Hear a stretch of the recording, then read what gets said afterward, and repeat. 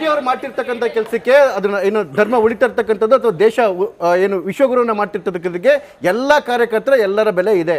ಯಾವುದೋ ಒಂದು ಕ್ಷೇತ್ರದಲ್ಲಿ ನಾನು ಒಪ್ಕೊಂತೀನಮ್ಮ, ನಿಮ್ಮ ಕ್ಷೇತ್ರದಲ್ಲಿ ಏನಾದ್ರೂ ಯಾವುದಾದ್ರು ಕ್ಷೇತ್ರದಲ್ಲಿ ಈ ಥರ ಅನ್ಯಾಯ ಆಗಿದೆ, ಬಹಿರಂಗವಾಗಿ ಒಬ್ಬ ವಕ್ತಾರನಾಗಿ ನಾನು ಕ್ಷಮೆ ಕೇಳ್ತೇನೆ. ಇದು ಅಕ್ಷಮೆ, ಅದು ಆಗಬಾರ್ದು. ಆಗದೇ ಇರೋ ರೀತಿಯಲ್ಲಿ ನಾವು ನೋಡ್ಕೊತೀವಿ. ಆದರೆ ಯಾವ್ದಾರೆ ಕೈಲೂ ಐಸೋಲೇಟೆಡ್ ಇನ್ಸಿಡೆಂಟ್ಗಳಿಂದ ಈ ಥರ ಆಗ್ತಾ ಇದೆ. ಮೋದಿಜಿಯವರು ಮೇಲ್ಗಡೆಯಿಂದ ಕ್ಲೀನ್ ಮಾಡ್ಕೊಂಡು ಬರ್ತಾ ಇದ್ದಾರೆ. ನೀವು ನೋಡ್ತಾ ಇರ್ಬೋದು. ನಿಮ್ಗೆ ಯಾವತ್ತು 10 ವರ್ಷದ ಕೆಳಗಡೆಗೆ ಯಾರಿಗೂ ನಂಬಿಕೆನೇ ಇರಲಿಲ್ಲ ಭಾರತ ಉಳಿಯುತ್ತೆ ಅಂತೇಳಿ. ನಮ್ಮ ಮಕ್ಕಳನ್ನ ವಿದೇಶದಲ್ಲಿ ಓದಿಸಿದ್ವಿ. ಯಾಕೆ ಅಂತ ಹೇಳಿದ್ರೆ ಭಾರತಕ್ಕೆ ಭವಿಷ್ಯ ಇಲ್ಲ ಅಂತೇಳಿ. ಇವತ್ತು ಇಡೀ ಜಗತ್ತು ಭಾರತದ ಕಡೆ ನೋಡ್ತಿದೆ. ಯಾಕೆ ಅಂತ ಹೇಳಿದ್ರೆ ಮೋದಿ ಅವರು ತಮ್ಮ ಜೀವನ ಸಮರ್ಪಣೆ ಮಾಡಿದ್ದಾರೆ.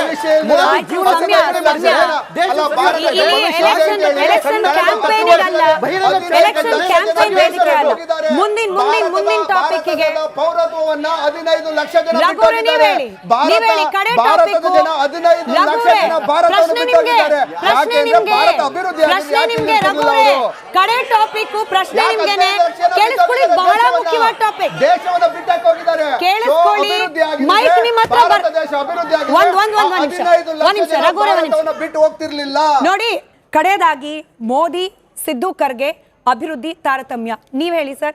ಮೋದಿ ಜಪ ಮಾಡ್ತಿದ್ದಾರೆ, ಮೋದಿಗೆ ಲೋಕಸಭಾ ಚುನಾವಣೆಯಲ್ಲಿ ವೋಟ್ ಹರ್ಕೊಂಡು ಹೋಗುತ್ತಂತೆ. ಖರ್ಗೆ ಅಂತ ನಾಯಕರಿಗೂ ಕೂಡ ಕೌಂಟರ್ ಮಾಡ್ಲಿಕ್ಕೆ ಆಗೋದಿಲ್ವಾ ಮೋದಿ ಅವರನ್ನ? ವಿಶ್ಲೇಷಣೆ ಹಂಗೆ ಇದೆ. ನಿಮ್ಮ ಉತ್ತರ? ಅಲ್ಲ, ಮಾನ್ಯ ಖರ್ಗೆ ಅವರು ಏನು ದೇಶದಲ್ಲಿ ಪರಮೋಚ್ಚ ನಾಯಕರು, ನಮ್ಮ ಪಕ್ಷದ ಪರಮೋಚ್ಚ ನಾಯಕರು. ಅಲ್ಲ, ನಮ್ಮ ಮೋದಿ ಅವರನ್ನ, ಮಾನ್ಯ ರಾಹುಲ್ ಗಾಂಧಿ ಅವರನ್ನ ಎದುರಿಸಲಕ್ಕಾಗದೆ 28 ಮಂತ್ರಿಗಳನ್ನ ಹಿಂದೆ ಬಿಟ್ಟಿದ್ರು. ಅದನ್ನ ಕೌಂಟರ್ ಅಟ್ಯಾಕ್ ಮಾಡೋದಕ್ಕೆ 28 ಮಂತ್ರಿಗಳನ್ನ ಕೇವಲ ರಾಹುಲ್ ಗಾಂಧಿ ಅವರು, ಕಾಂಗ್ರೆಸ್ ಪಕ್ಷದ ನಾಯಕರು, ಅಧ್ಯಕ್ಷರಲ್ಲ, ಕೇವಲ ರಾಹುಲ್ ಗಾಂಧಿ ಅವರನ್ನ ಫೇಸ್ ಮಾಡಲು 28 ಮಂತ್ರಿಗಳು, ಕೇಂದ್ರ ಮಂತ್ರಿಗಳು ಅಟ್ಯಾಕ್ ಮಾಡಿದ್ರು. ಹಾಗಾಗಿ ಖರ್ಗೆ ಅವರ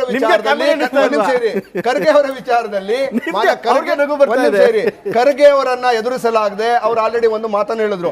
ಏನಾಗ್ತದೆ ಅವ್ರ ಮಾತು ಆಲ್ವೇಸ್ ಏನೋ ಇದು ಟ್ವಿಂಗ್ ಟೆಸ್ಟಿಂಗ್ ಅಂತಾರಲ್ಲ, ಆ ರೀತಿ ವಿಚಾರಗಳನ್ನ ಡೈವರ್ಟ್ ಮಾಡೋದಲ್ಲಿ ನಿಸ್ಸೀಮರಾಗಿದ್ದಾರೆ ಬಿಜೆಪಿ ಅವರು. ಖರ್ಗೆ ಅವರು ಇವತ್ತೇನು ನಮ್ಮ ಇಂಡಿಯಾ ಮೈತ್ರಿಕೂಟದ ನಾಯಕರಾಗಿದ್ದಾರೆ. ನಾವು ಒಂದು ವಿಚಾರವನ್ನ ಕ್ಲಿಯರ್ ಆಗಿ ಹೇಳಿದ್ದೇವೆ. ನಾವು ಏನು ಈಗ ಕೆಲವು ನಾಯಕರುಗಳು ನಮ್ಮ ಪಕ್ಷವನ್ನು ಬಿಟ್ಟೋಗಿರ್ಬೋದು, ಆದ್ರೆ ಅವ್ರು ಯಾರು NDA ಜೊತೆ ಹೋಗಿಲ್ಲ. ನಮ್ಮ ಪಕ್ಷವನ್ನ ಬಿಟ್ಟೋಗಿರ್ತಕ್ಕಂಥವರು ನಮ್ಮ ಪಕ್ಷವನ್ನು ಬಿಟ್ಟೋಗಿದ್ದಾರೆ, ಇಂಡಿಯಾ ಮೈತ್ರಿಯನ್ನ ಬಿಟ್ಟೋಗಿದ್ದಾರೆ ಹೊರತು ಅವರು ಬಿಜೆಪಿ ಸೇರಿಲ್ಲ. ಅದರ ಅರ್ಥ ಕೆಲವು 2004ರಲ್ಲಿ 2014ರಲ್ಲಿ 9ರಲ್ಲಿ ಚುನಾವಣಾ ಪೂರ್ವ ಮೈತ್ರಿಯನ್ನು ಕೂಡ ಒಂದಷ್ಟು ಪಕ್ಷಗಳು ನಮ್ಮನ್ನ ಸೇರಿದ್ವಿ.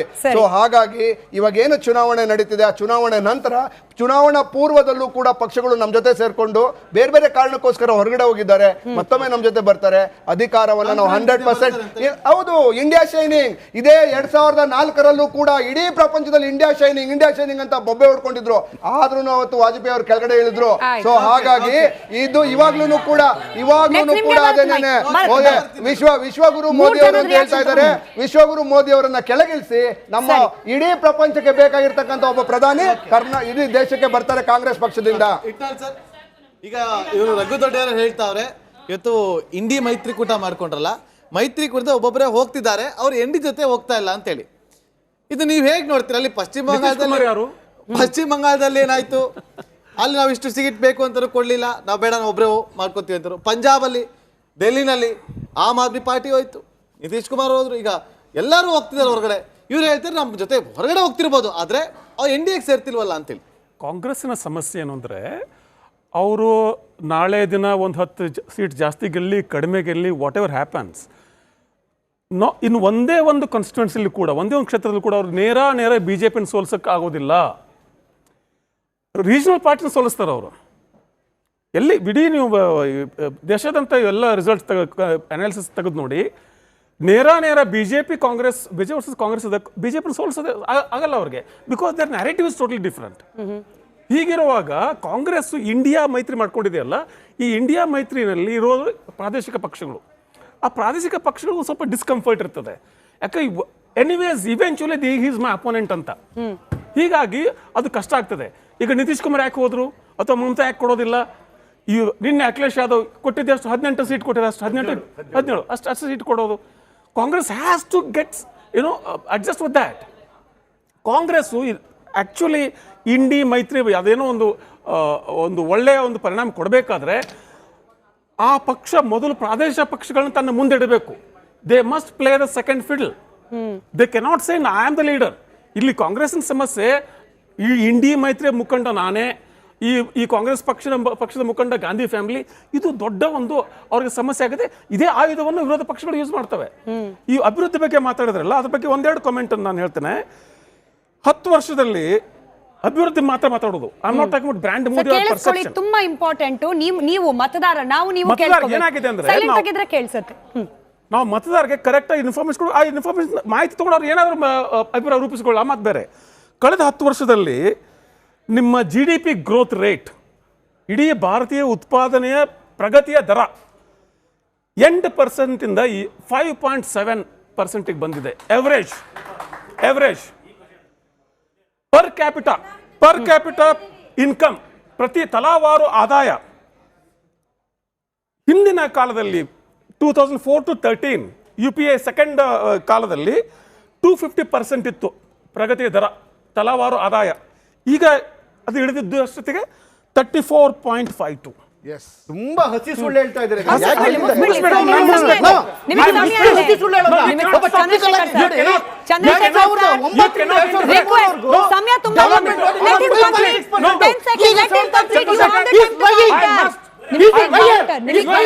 Last point. It is your government's record. Sir, you can counter. Let him request It is you. your government. It is government record. Obviously, sir, ನೀವು counter ಮಾಡಿ. Sir, quick on. ಮೋದಿ ಸರ್ಕಾರ ಬರೋಕ್ಕಿಂತ ಮುಂಚೆ ಪ್ರತಿಯೊಬ್ಬ ಭಾರತೀಯನ ತಲೆ ಮೇಲೆ ಸಾಲ ಇದ್ದದ್ದು 43,124 ರೂಪಾಯಿ. ಕಳೆದ 10 ವರ್ಷದಲ್ಲಿ ಸಾಲ ಹೆಚ್ಚಾಗಿದ್ದು 1,09,222. ರೈಟ್. ಕಳೆದ 10 ವರ್ಷದಲ್ಲಿ ಈ ಮೋದಿ ಸರ್ಕಾರ ದೊಡ್ಡದಾಗಿ ಪ್ರಚಾರ ಮಾಡಿದ್ರು, ಡಾಲರ್ ಬೆಲೆ ಕುಸಿದಿದೆ ಅಂತ. ಡಾಲರ್ ಬೆಲೆ ಹಿಂದೆ ಇದ್ದದ್ದು 58 ರೂಪಾಯಿ, ಈಗ 83 ರೂಪಾಯಿ. ಉತ್ತರ ಕೊಡಿ ಚಂದ್ರಶೇಖರ್ ಅವರು. ಇದು ಅಭಿವೃದ್ಧಿ ಮಾಹಿತಿ. ಒಂದು ಸೆಕೆಂಡ್. ಡಾಲರ್ ಬೆಲೆಗೆ ಅವತ್ತು ಎಲ್ಲದಕ್ಕೂ ನಾವು ಡಾಲರ್ ಮೇಲೆ ಡಿಪೆಂಡ್ ಆಗಬೇಕಾಗಿತ್ತು. ಇವತ್ತು 13 ದೇಶಗಳ ಜೊತೆಗೆ ನಮ್ಮ ರೂಪಾಯಿನಲ್ಲಿ ನಾವು ವ್ಯವಹಾರ ಮಾಡ್ತಾ ಇದೀವಿ. ರೂಪಾಯಿ ಅಂತ ಹೇಳಿದ್ರೆ 1000% ಇನ್ಕ್ರೀಸ್. ಪ್ರತಿ ದೇಶವು ರೂಪಾಯಿ ಮೇಲೆ ಕೂತಿದೆ. ನಾವು ಡಾಲರ್ ಮೇಲೆ ಡಿಪೆಂಡೆನ್ಸ್ ಅಲ್ಲ, ಡಾಲರ್ ಇವತ್ತು ನಮ್ಮ ಮೇಲೆ ಡಿಪೆಂಡ್ ಆಗ್ತಿದೆ. ಇದಾದ್ಮೇಲೆ ಕೇಳಿಸ್ಕೊಳ್ಳಿ, ಮೈಕ್ ಬರುತ್ತೆ, ಕೇಳಿಸ್ಕೊಳ್ಳಿ. ನೀವು ಕಿರ್ಚಿದ್ರೆ ಅವ್ರ ಮಾತು ಕೇಳಲ್ಲ, ನಿಮ್ಮ ಮಾತು ಹೋಗಲ್ಲ. ಕೇಳಿಸ್ಕೊಳ್ಳಿ. ಇದಾದ್ಮೇಲೆ ಸುಮಾರು 13.2% ಟೋಟಲ್ ಜನ ಬಡತನದಿಂದ ಆಚೆ ಕಡೆಗೆ ಬಂದಿದ್ದಾರೆ. ಇಡೀ ಹಿಸ್ಟರಿಯಲ್ಲಿ ಫಸ್ಟ್ ಟೈಮ್ ಇವ್ರು ಹೇಳ್ತಾ ಇದ್ರು 2009 ಇಂದ 2013 ನಮ್ಗೆ ಗ್ರೋತ್ ಇದ್ದಿದ್ದು 5.6%, ಇವತ್ತು 7.8%. ಇಡೀ ಜಗತ್ತಿನಲ್ಲಿ ಒಂದ್ ನಿಮಿಷ, ಮನಮೋಹನ್ ಸಿಂಗ್ ಅವರು ನಮಗೆ ಬಿಡ್ಬೇಕಾದ್ರೆ ಫ್ರಾಜಿಲ್ 5 ಅಂತಿತ್ತು, ಅಂದ್ರೆ ಹಾಳಾಗ್ತಿರ್ತಕ್ಕಂಥ 5ನೇ ಎಕಾನಮಿ ಇತ್ತು. ಇವತ್ತು ಜಗತ್ತಿನ 4ನೇ ಎಕಾನಮಿ, ಜೊತೆಗೆ highest growing in the world. ಇವತ್ತು ಜನ ಮಾತು ಕೇಳಿಸ್ಕೊಳ್ಳಿ. ರಘುದೊಡೇರಿ ಅವರೇ ಕೇಳಿಸ್ಕೊಳ್ಳಿ. ರಘುರೇ ಆಯ್ತು, ಜನ ಮಾತು ಕೇಳಿಸ್ಕೊಳ್ಳಿ. ಸಾಲದ ವಿಚಾರವಾಗಿ ಬಂದಾಗ ಈ ಎಲ್ಲ ದೇಶದ ಎಲ್ಲ ಪಕ್ಷಗಳು ಸಹ ಜನರಿಗೆ ಅನಾನುಕೂಲ ಮಾಡಿದೆ, ಅನ್ಯಾಯ ಮಾಡಿದೆ. ಇವತ್ತೇನು GDP ಬಗ್ಗೆ ಮಾತಾಡ್ತಾರೆ, ಮತ್ತೆ ಡಾಲರ್ ಬಗ್ಗೆ ಮಾತಾಡ್ತಾರೆ, ವಿಶ್ವಗುರು ಬಗ್ಗೆ ಮಾತಾಡ್ತಾರೆ. ನಾನು ಹೇಳ್ತಾರೆ ವ್ಯಕ್ತಿಯಿಂದ ವಿಶ್ವಗುರು ಆಗಬೇಡ, ಭಾರತದ ವಿಶ್ವಗುರು ಆಗಲಿ. ಅದಕ್ಕೆ ಏನ್ ಮಾಡಬೇಕು, ಡಾಲರ್ ಇದ್ರೆ ರೂಪಾಯಿ ಇರೋದಲ್ಲ, ರೂಪಾಯಿ ಇದ್ರೆ ಡಾಲರ್ ಮುಂದೆ ಬರಬೇಕು. ಆ ಕೆಲಸ ಇವತ್ತು ಯಾರು ಮಾಡಿಲ್ಲ. ಎಲ್ಲವನ್ನೂ ಸಾಲ ಮಾಡ್ಕೊಂಡು ಒಂದು ಪಕ್ಷಗಳು 60 ವರ್ಷ ಸಾಲ ಹೆಂಗ್ ಮಾಡೋದು ತೋರಿಸಿದ್ರು.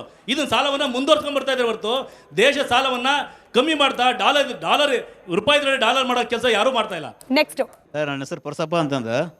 ಯಾಕೆ ಎರಡೂ ಪಾರ್ಟಿಗೆ ನಾನು ಒಂದು ಪ್ರಶ್ನೆ ಕೇಳ್ತೀನಿ. ಯಾಕಂತ ಯಾಕಂದ್ರೆ ಈಗ ಕಾಂಗ್ರೆಸ್ ಕಳೆದ 9 ತಿಂಗಳಿಂದ ಅಭಿವೃದ್ಧಿ ಮಾಡಿದೆ ಅಂತ ನೀವು ಜಮಖತ್ತು ಅಂತ ಇದ್ದೀರಾ. ಒಂದು ವಿಕಲಚೇತನಿಗೆ ಏನು ಮಾಡಿದ್ದೀರಾ ನೀವು? ಒಂದು ರೈತರಿಗೆ ಏನು ಮಾಡಿದ್ದೀರಾ ನೀವು? ನಾನು ಸಂಗಮೇಶಗೌಡ್ರು ಅಂತೇಳಿ ಉತ್ತರ ಕರ್ನಾಟಕದಿಂದ ಬಂದಿರ್ತೇನೆ. ಆದರೆ ಈಗ ಕಾಂಗ್ರೆಸ್ ಸರ್ಕಾರ ಬಂದು 9 ತಿಂಗಳಾಯಿತು. ಕಾರ್ಮಿಕರಿಗೆ ಏನು ಮಾಡ್ಯಾರ? ಕಾರ್ಮಿಕರು ಬರುವಂಥ ಸ್ಕಾಲರ್ಶಿಪ್ಪನ್ನು ತಿಂದು ಕೆಲಸ ಬಡ ಜನರಿಗೆಲ್ಲ ಹಾಳು ಮಾಡಿಬಿಟ್ರು. ನಮ್ಮ ಉತ್ತರ ಕರ್ನಾಟಕದವರು 25 ಲಕ್ಷ ಜನ ಇದೀವಿ ನಾವಿಲ್ಲಿ, ಕಾರ್ಮಿಕರಿಗೆ ದುಡಿತಾ ಇದ್ದೇವೆ. ನಾವು ಮಿನಿಸ್ಟರ್ನ ಕೇಳಿದ್ರೆ ಅವ್ರು ಏನು ಹೇಳ್ತಾರೆ, ಬರೀ ಕಾರ್ಡ್ಗಳು ಲಾವು ಆಗ್ಯಾವ ಈಗ ಅಂತವು. BJP ಸರ್ಕಾರ ಇದ್ದಾಗ ಏನು ಮಾಡಿದ್ರು, ಅವರು ಅಭಿವೃದ್ಧಿ ಮಾಡಿದಾಗ ಅವ್ರಿಗೇನು ಲಾಸ್ ಆಗಲಿಲ್ಲ. ಅವಾಗ ಈ ಸರ್ಕಾರ ಬಂದ ಎಲ್ಲ ಲಾಸ್ ಅಂತ ತೋರಿಸುತ್ತಾ ಇದು. ಇನ್ನೂ ಕೂಸುಟ್ರಿಗಿಂತ ಮುಂಚೆ ಕುಲ ಹೊಲಿಸ್ತಾರಲ್ಲ ಇವರು ಕಾಂಗ್ರೆಸ್ ಸರ್ಕಾರದವರು. ನೋಡ್ಕೋಬೇಕು, ಕಾರ್ಮಿಕರು ನಿಜವಾದ ಕಾರ್ಮಿಕರನ್ನು ಗುರುತಿಸುವ ಹಕ್ಕು ಅವರಿಗೆ ಸ್ವಾಮಿ, ನಾವಲ್ಲ. ಇವತ್ತು ಅವ್ರು ಏನು ಸ್ಟೇಟ್ಮೆಂಟ್ ಕೊಡ್ತಾರೆ ಅಂದರೆ, ನೀವು ಕಾರ್ಮಿಕರೆಲ್ಲ ಹೋಗಿ ನೀವೇ ಲೇಬರ್ ಆಫೀಸ್ಗೆ ಹೋಗಿ ನಿಮ್ಮ ಕಾರ್ಡ್ಗಳನ್ನ ಕೊಡ್ರಿ ಅಂತ ಹೇಳ್ತಾರೆ ಅವ್ರು. ಎಂತ ಹೊತ್ತು ಸರ್ಕಾರ ಇದು ಅಂತ ಕೇಳ್ತಾ ಇದ್ದೀನಿ. ದಯವಿಟ್ಟು ಎಲ್ಲರೂ ಇದಕ್ಕೆ ಮನ್ನಣೆ ಮಾಡಬೇಕು. ಮುಂದೆ ಬೇರೆ ಯಾರಾದ್ರು? ನನ್ನ ಹೆಸರು ರೇಖಾ ಅಂತ. ಇವಾಗ ಮೋದಿಜಿ ಅವರು ಎಲ್ಲದರ ಮೇಲೆ GST ಹಾಕ್ತಾ ಇದ್ದಾರೆ. ಒಂದು ಬಡ ಕುಟುಂಬದವರು ಆಸ್ಪತ್ರೆಗೆ ಹೋದಾಗ ಅವ ಮಗುಗೆ ಆರಾಮಿರಲ್ಲ, ಏನೋ ಒಂದೆರಡು ಇಡ್ಲಿ ತಿನ್ನಿಸ್ಬೇಕು ಅಂದರೆ 12 ರೂಪಾಯಿ ಕೊಟ್ಟು ಇಡ್ಲಿ ತೊಗೊಂಡ್ರೆ 5 ರೂಪಾಯಿ GST ಕಟ್ಟಬೇಕು. ಈ ಥರ ಮಾಡೋದ್ರಿಂದ ಬಡವರಿಗೆ ಏನು ಮಾಡ್ದಂಗಾಗುತ್ತೆ?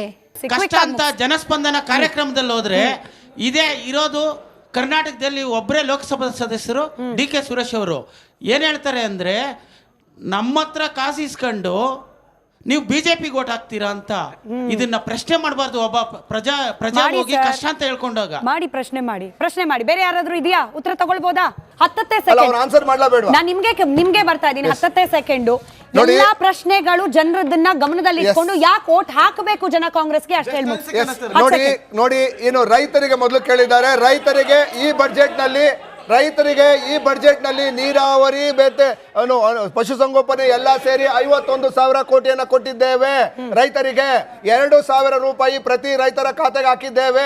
ಇದು ರೈತರಿಗೆ. ಮತ್ತೆ ಒಂದ್ ನಿಮಿಷ, ಓಕೆ. ಮೂರನೇದು ವಿಕಲಚೇತನ ಬಗ್ಗೆ ಕೇಳಿದ್ರು. ವಿಕಲಚೇತನರಿಗೆ ಮನೆಯನ್ನ ಕಟ್ಸ್ಕೊಡ್ತಾ ಇದ್ದೇವೆ, ವೀಲ್ ಚೇರ್ ಗಳನ್ನ ಕೊಟ್ಟಿದ್ದೇವೆ. ಮತ್ತೆ ಏನು ವಿಕಲಚೇತನರಿಗೆ ಆಶಾಸನವನ್ನ ಕೊಡ್ತಿದ್ದೇವೆ, ಸ್ಕಾಲರ್ಶಿಪ್ ಅನ್ನ ಕೊಡ್ತಿದ್ದೇವೆ. ಸೊ ಎಲ್ಲಾರ್ಗು ಯಾರಿಗೇನೋ ಇದು ಕೇಳಿದ್ರು, ಲೇಬರ್ ಕೇಳಿದ್ರು. ಲೇಬರ್ ಬೋರ್ಡ್ ಇಂದ 25 ಲಕ್ಷ ಲೇಬರ್. ಇದಾದ ತಕ್ಷಣ ಅಲ್ಲಲ್ಲ, ಈ ಡಿಬೇಟ್ ಆದ ತಕ್ಷಣ ಅಲ್ಲಿ ಕೇಳಿದ್ರಲ್ಲ ಅವ್ರಿಗೊಂದು ಸೊಲ್ಯೂಷನ್ ಕೊಡ್ಸ್ಬಿಡಿ ಸರ್. ರಘು ದೊಡ್ಡೇರಿ ಅವರು ನಿಮ್ಗೆ ವೈಯಕ್ತಿಕವಾಗಿ ಸೊಲ್ಯೂಷನ್ ಕೊಡ್ತಾರೆ. ಚಂದ್ರಶೇಖರ್ ಅವರು 10 ಸೆಕೆಂಡ್ಸ್ ಅಲ್ಲಿ ಬಿಜೆಪಿ ಯಾಕಪ್ಪ ನನ್ನ ಮುಖ ನೋಡ್ಕೊಳ್ಳಿ. ಸಾಲ ಕೇಳ್ತಾ ಇದ್ರು, ಸಾಲ ಮಾಡಿದ್ರು ತುಪ್ಪ ತಿನ್ನಿ ಅಂತ ಹೇಳಿ. ಸಾಲ ಮಾಡಿ ತುಪ್ಪ ತಿನ್ನೋದಲ್ಲ. 15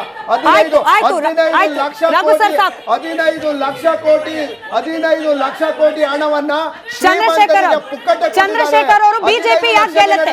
ಆಯ್ತು ರಘು ಸರ್, ಡನ್. ಚಂದ್ರಶೇಖರ್ ಅವರು ಬಿಜೆಪಿ ಯಾಕೆ ಗೆಲ್ಲುತ್ತೆ? ಬರ್ತಾರೆ. ಅಲ್ಲಿಗೆ ಕಳಿಸ್ತೀನಿ, ನಾನೇ ಕಳಿಸ್ತೀನಿ. ಹೇಳಿ ಚಂದ್ರಶೇಖರ್ ಅವರ ಕ್ವಿಕ್ ಆಗಿ. 2 ನಿಮಿಷ ಸಹನೆ. ಲಾಸ್ಟ್ 2 ನಿಮಿಷ, ಜಾಸ್ತಿ ಕಾಯಿಸಲ್ಲ. 2 ನಿಮಿಷ ನೀವು ಕಿರ್ಚಿದ್ರೆ ಮತ್ತೆ ನಿಮ್ಗೆ ಲೇಟ್ ಆಗುತ್ತೆ. ರಿಕ್ವೆಸ್ಟ್ ಲಾಸ್ಟ್ 2 ನಿಮಿಷ, ಲಾಸ್ಟ್ ಕ್ವಿಕ್ ಆಗಿ ಸರ್. ಚಂದ್ರಶೇಖರ್, ಇವತ್ತು ರೈತರ ಬಾಳನ್ನ ದ್ವಿಗುಣ ಮಾಡಬೇಕು ಅಂತ ಹೇಳಿ ಕಿಸಾನ್ ಸಮ್ಮಾನ್ ಯೋಜನೆಯಿಂದ 6,000 ರೂಪಾಯಿ ಪ್ರತಿ ತಿಂಗಳು ಬರ್ತಾ ಇದೆ, ಮುಂದೆನೂ ಬರ್ತದೆ. ಜೊತೆಗೆ 80 ಕೋಟಿ ಜನಕ್ಕೆ ಮತ್ತೆ ಇನ್ನೂ 5 ವರ್ಷಗಳ ಕಾಲ ಉಚಿತವಾಗಿ ದವಸ ಧಾನ್ಯಗಳು ಬಡವರಿಗೆ ಬರ್ತದೆ. ಜೊತೆಗೆ ಮಹಿಳೆಯರ ಕಲ್ಯಾಣ ಕಾರ್ಯಕ್ರಮಗಳು ಪ್ರತಿ ಮಹಿಳೆಯನ್ನು ಕೂಡ ಉನ್ನತೀಕರಣ ಮಾಡಿದೆ. ಪ್ರತಿ ಮನೆಗೆ ಶೌಚಾಲಯ ಬಂದಿದೆ, ಪ್ರತಿ ಬಡವರ ಮನೆಗೆ ಗ್ಯಾಸ್ ಬಂದಿದೆ, ಪ್ರತಿ ಬಡವರ ಮನೆಗೆ ಕುಡಿತಕ್ಕಂಥ ಶುದ್ಧವಾದ ನೀರು ಬಂದಿದೆ. ಹೈವೇಗಳು ಜಾಸ್ತಿ ಆಗ್ತಾ ಇದೆ. ಹೀಗಾಗಿ ಪ್ರತಿ ಜೀವನದಲ್ಲಿ ಇವತ್ತು ಭಾರತ ಏನು ಮೇಕ್ ಇನ್ ಇಂಡಿಯಾ ಆಗಿರ್ಬೋದು, ಮೇಡ್ ಇನ್ ಇಂಡಿಯಾ ಆಗಿರ್ಬೋದು, ಇಡೀ ಜಗತ್ತಿಗೆ ವಿಶ್ವಗುರು ಆಗಿದೆ, ಇಡೀ ಜಗತ್ತಿಗೆ. ಹಾಗಾಗಿ ಚಂದ್ರಶೇಖರ್ ಸರ್ ನಿಮ್ ಸಮಯ ಆಯ್ತು. ಅಶ್ವಿನ್ ಸ್ಮಿತಾ ಅವರೇ, ಯಾವುದೇ ರಾಜಕೀಯ ಪಕ್ಷಗಳಿರಲಿ ಅಧಿಕಾರದಲ್ಲಿದ್ದಾಗ ಉತ್ತಮವಾದಂಥ ಆಡಳಿತ ಕೊಡಿ, ಅಭಿವೃದ್ಧಿ ಮಾಡಿ, ಮೂಲಭೂತ ಸೌಕರ್ಯಗಳಿಗೆ ಒತ್ತು ಕೊಡಿ, ಅವಾಗಲೇ ಮತದಾರರು ಶಬಾಷ್ಗಿರಿ ಅವರೇ ಕೊಡ್ತಾರೆ.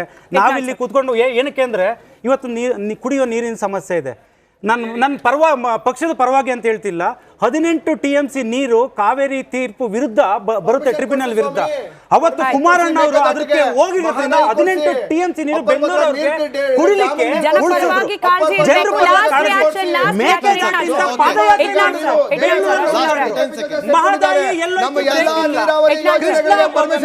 ಯೋಜನೆ ಕಾಂಗ್ರೆಸ್ ಅವ್ರಿಗೆ ಬೇಕಿಲ್ಲ,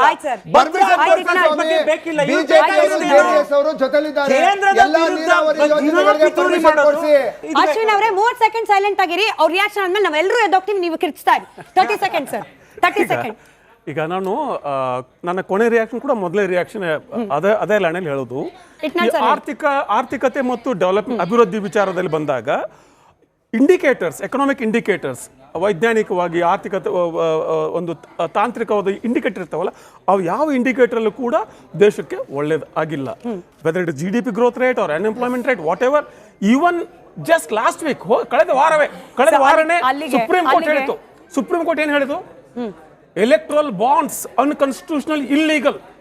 ಇಷ್ಟೆಲ್ಲ ಆದರೂ ಕೂಡ ಬಿಜೆಪಿ ಮತ್ತು NDA ಸ್ಟ್ರೆಂಗ್ತ್ ಏನಂದ್ರೆ ಬ್ರ್ಯಾಂಡ್ ಮೋದಿ. ಅದು ಅಪೋಸಿಷನ್ ವಿರೋಧ ಪಕ್ಷಗಳ ಸೋಲು ಕೂಡ. Right, They right. cannot counter brand vote. ಪ್ರಜ್ಞಾವಂತರಿದ್ದಾರೆ ಮತದಾರರು. ಇಲ್ಲಿಗೆ ಇದು ನಿಂತಿಲ್ಲ, ಇಲ್ಲಿಂದ ಚರ್ಚೆ ಪ್ರಾರಂಭವಾಗಿದೆ. ಲೋಕಸಭಾ ಚುನಾವಣೆಯಲ್ಲಿ ಮ್ಯಾಟರ್ ಆಗುವ ಪ್ರತಿಯೊಂದು ವಿಚಾರ ಕೂಡ ಈ ವೇದಿಕೆಯಲ್ಲಿ ಚರ್ಚೆ ಆಗತ್ತೆ ಅಂತ ಹೇಳ್ತಾ ಕಾರ್ಯಕ್ರಮ ಮುಗಿಸ್ತಾ ಇದ್ದೀನಿ. ಧನ್ಯವಾದ ಎಲ್ರಿಗೂ ಕೂಡ ಚರ್ಚೆಯಲ್ಲಿ ಭಾಗಿಯಾಗಿದ್ದಕ್ಕೆ. ನೋಡ್ತಾ ಇರಿ ರಿಪಬ್ಲಿಕ್ ಕನ್ನಡ, ಇದು ನಿಮ್ಮ ಧ್ವನಿ.